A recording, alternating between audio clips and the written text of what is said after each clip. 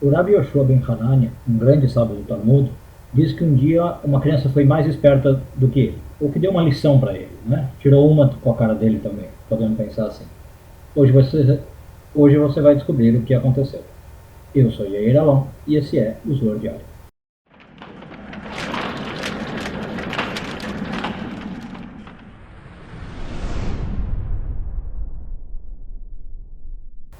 Essa semana estamos lendo a porção de Nitzavim, não há texto do Zohar para ela, então eu estou pegando outros textos interessantes.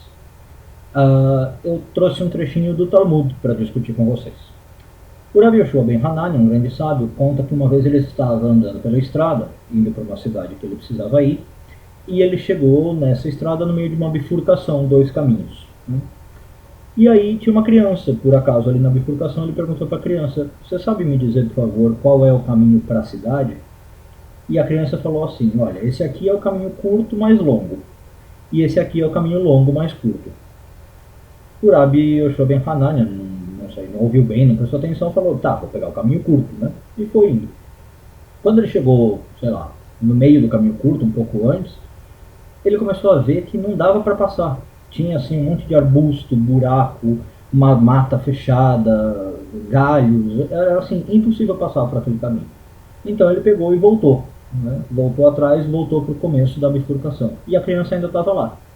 Aí ele virou para a criança e falou assim: você não tinha falado que esse aqui é o caminho curto? Aí a criança respondeu: mas eu também não falei que era longo? E a história acaba aí. O que isso significa? Na nossa vida, muitas vezes nós somos como o Rabi Yoshua ben Hanania. Alguém fala para nós que aquele caminho é curto e isso é tudo que a gente quer ouvir. Né? A gente vai, então, bom, se é o caminho curto, eu vou por ali. Mas às vezes o caminho curto é longo, por mais paradoxal que seja. O que significa isso? Ele pode ser curto no sentido de tempo, né, ou de distância que eu tenho que percorrer, mas ele é longo quanto às dificuldades que tem ali no caminho. Eu tenho buracos, eu tenho arbusto, eu tenho floresta, eu tenho um monte de coisa para resolver. Então ele é curto, mas longo.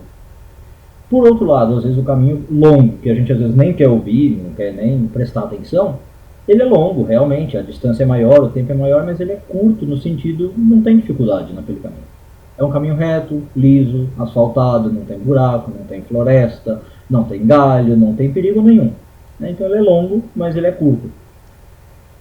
Para Kabbalah, a gente sempre tem, né, por mais que a gente não entenda, ou por mais que a gente não veja diante de uma situação, a gente sempre tem pelo menos dois caminhos a seguir. E esses dois aí. Ou o caminho longo mais curto, ou o caminho curto mais longo. A maioria de nós vai preferir, talvez até por uma questão da nossa época que nós vivemos, o caminho curto, mas ele pode acabar sendo longo. Se for um caminho curto mais curto, perfeito. Né? Aí é o ideal. Mas na maioria dos casos a Kabbalah diz que não, o caminho curto acaba sendo longo e o longo curto.